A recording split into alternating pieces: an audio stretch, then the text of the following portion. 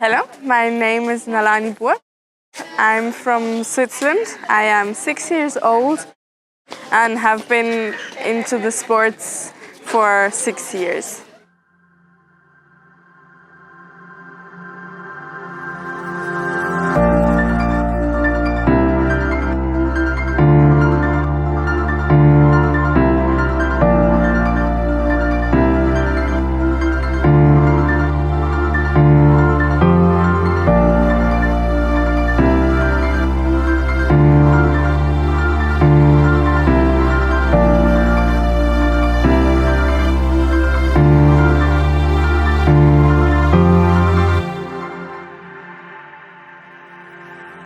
Hi, I'm Cecilia. I'm Nalani's mum.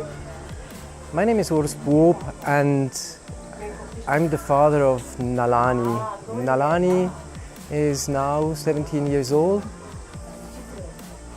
When she was born back in 2001, we were not prepared for what was ahead of us. Nalani was born with spina bifida, and that in itself was a shock because We had realized that Nalani was born with a spinal defect that would prevent her from walking most probably all her life. I had a very normal pregnancy. I had a son, a son who's 2 years older than Nalani, and my pregnancy with Nalani felt in no way different than it was with my son. And as soon as the doctor lifted Nalani out, he said, "Oh, there's something wrong with your child." And I was almost in shock, and I couldn't believe, okay, what could it be that was wrong? Anyway, very quickly after, Nalani was taken away, and we had doctors from a hospital, from the children's hospital, which is 20 minutes away. They were in our hometown, and that's when I realized, okay, whatever Nalani has, it's something serious. And then the doctor came up to me and said, okay, your child has spina bifida.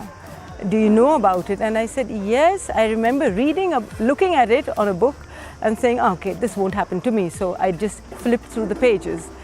That first day was total shock. I don't know, I couldn't really think right. And the next day when I woke up and I realized, okay, my daughter is not with me, and then I said, okay, this is not just a nightmare, it is real. So something that I have to live with. Let's see what happens. We just take it as it comes. And then I went to visit Nalani in the hospital, and she looked like just any other normal baby. She looked even cuter because she was all puffed up with all the medication. She had tubes all over, and with the tubes there were lovely little stickers, a butterfly, a flower, and I said, oh, what a cute little baby. No reason for me to be upset. And I think that's the way I looked at it then from that day on.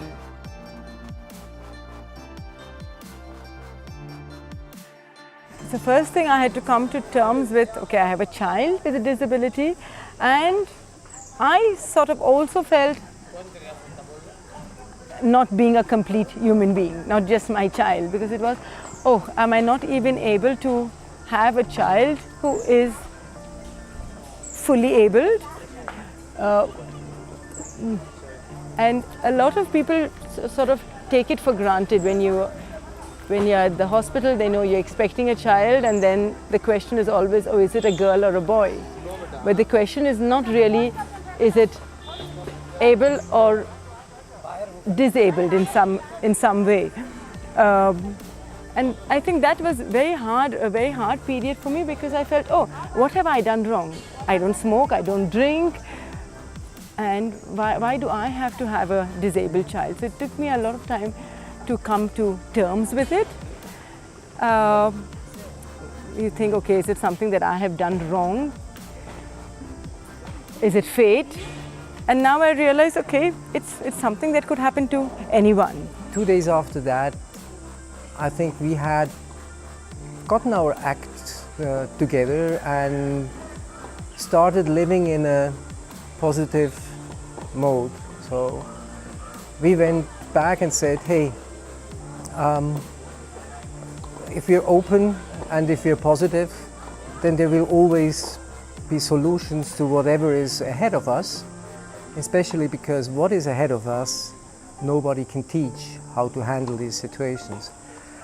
And I think this mindset later even went over to Nalani, so that she was open, and she still is very open to all different kinds of opportunities that come along.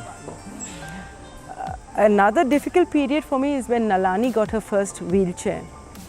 So we knew that Nalani would not be able to walk. She had a tricycle, a therapy tricycle, so we used to move around with a tricycle. And then at one time,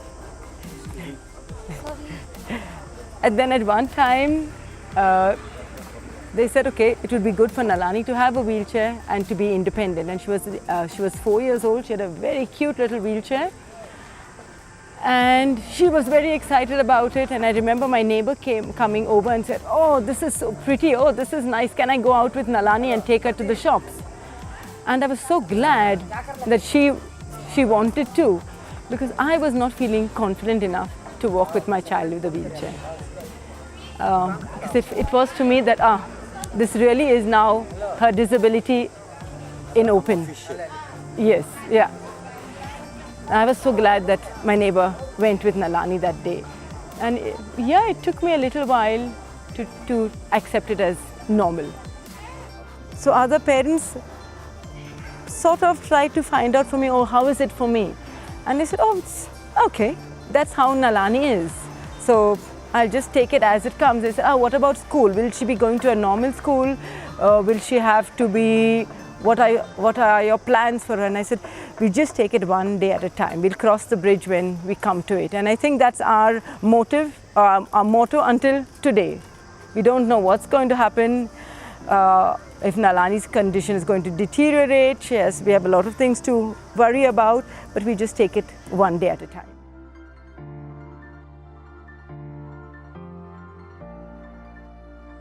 She got the impression that most probably school will not take her to where she eventually wants to be, maybe in life, once she knows where she wants to go.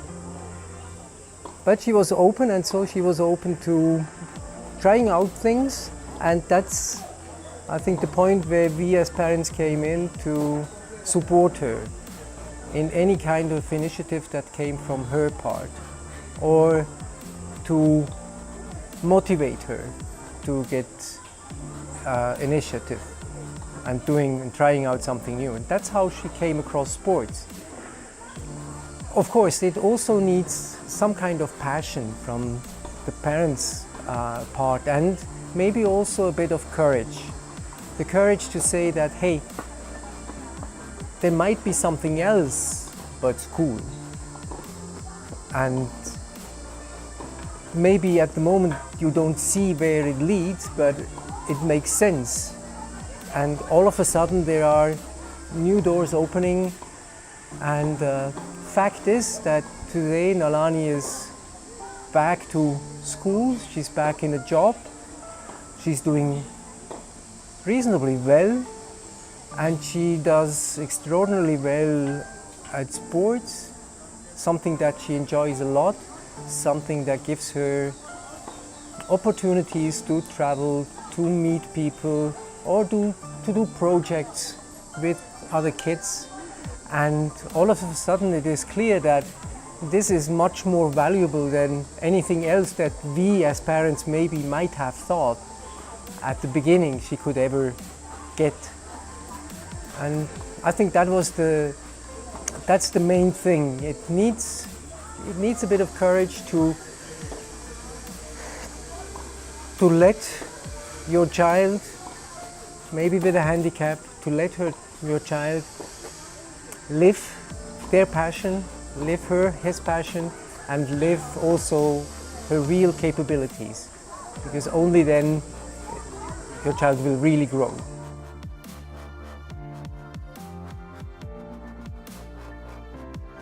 we are a pretty sporty family. My husband plays football, my son plays football. So we spend a lot of time outdoors on the football grounds. Nalani always was with us. My son also plays table tennis. So we introduced Nalani to table tennis. And her teachers at school noticed that Nalani, despite being in a wheelchair, is sometimes even more active than other kids and has a very good hand-eye coordination. So the teacher said to us, why don't you introduce Nalani to a game, something where she can also learn to be a little bit more independent. And the teacher was very kind. He did the research and he sent me an email saying, oh, there's a tennis instructor and he instructs at a place not very far from where you live. And that's where it all started.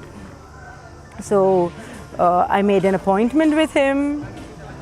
Nalani was excited. By the last minute, she got cold feet. And she said, oh no, I don't think I want to go. No, do I really have to go, Mom? So a lot of tantrum that previous evening. And I just put my foot down. I said, now we've made an appointment. And as in any other appointment, you make an appointment, you show up. And if you don't like it, that's fine. But first we're going to show up. You don't have to go again, but you're going for this one. And she went for that class and there was no turning back. And she said, okay, I want to go again tomorrow. And since we supported her and since she got a lot of support from all around the family, from friends, and how she noticed that sports could be a relevant part of her and something that could define her personality as well. Most probably without knowing it really, she started to really liking what she was doing. Because at the age of maybe 12 or so, or 10, Nalani was with very little self-confidence because school had taught her that she's not living up to the standards. She's most probably not going to be a hero in life, in academic life. So she had to digest all this, and here comes sport who shows to her that there is something else, and she can have ambitions and she can have goals, and especially she can have achievements and success. And in every step there, we as parents, we try to support her and to open up doors, and she willingly took up the space through these open doors and made her way through.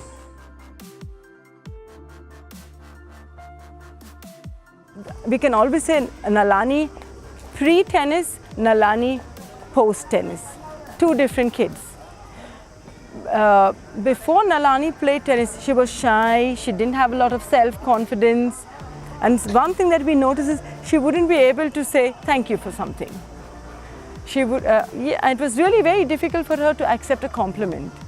And after tennis, Nalani is a whole different human being.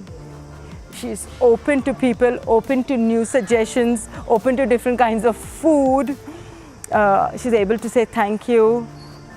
She's done millions of interviews and she feels very confident in front of the camera, unlike me. Yeah, certainly much more than any expectation in terms of career in sports. A much higher importance had the impact on the personality of my daughter, of our daughter. Her way to grow, her way to become independent, her way how to handle situation all on her own, to accept help, and even more so to accept compliments, to be happy to receive compliments, to be proud of having done something. There was a time before sports, yes, and at that time Nalani was not able to say thank you for a compliment or when she got something, because she must have thought she herself doesn't have anything to give.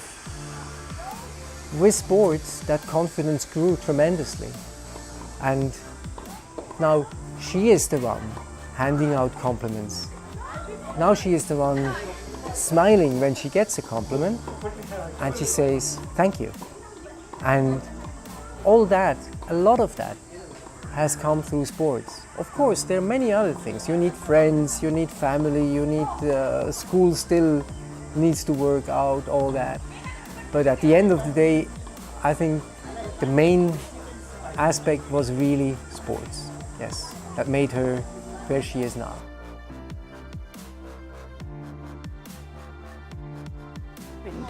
She started playing, she was getting better, and then we realized, okay, we've got to be traveling around more with her.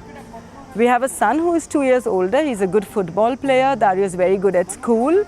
And that is something that we always had to keep in mind. We have to also think about Dario. Nalani is a good swimmer as well. So once a week she would go for swimming lessons. And that was her time with her father. She would go swimming with her father and I would do something with Dario. And every time we had something, an activity with Nalani, we always made sure that we have something with Dario as well. And that's something that we do even to this day. So we try not to make him feel left out, because it's not his fault that his sister has a disability. So we try to make it fair for both of them. And that, I think, sometimes is more of a challenge than if Nalani was a single kid. Because here we have to make sure that we are treating both our kids equally and that he doesn't feel left out.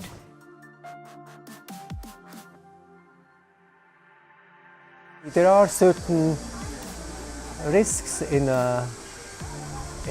putting that much emphasis on sports, but there are risks anywhere in whatever you're doing, and there might come the day that you have to stop something that you have put a lot of energy and time in before that. But when I speak to parents, to other parents, I tell them, see, do what you think is right at the moment and let your child with sport get experience. It will help. It will help grow your child. And if your child tomorrow has an injury, or your child tomorrow walks up to you and tells you, hey, I don't like doing that sport anymore, that's okay. That has to be okay. Because everything that has been up to that point has helped become your son, your daughter, what she or he is now. And that will mean a lot, and that will be a lot. And don't have any, I think it is important not to have any false expectations that there will be once a gold medal, there will be once a trophy or whatever. It is important that the personality wins, and if everything goes well, even the trophies will come one day, maybe.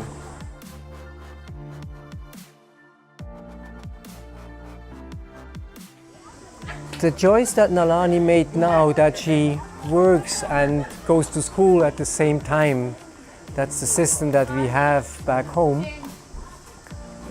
is actually, it's interesting. Sports opened up a door for her.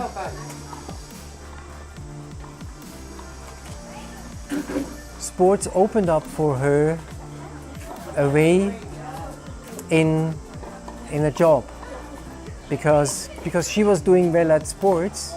She actually was selected to attend a special school where she could learn a job as well, together with other kids who want to become a professional sports person.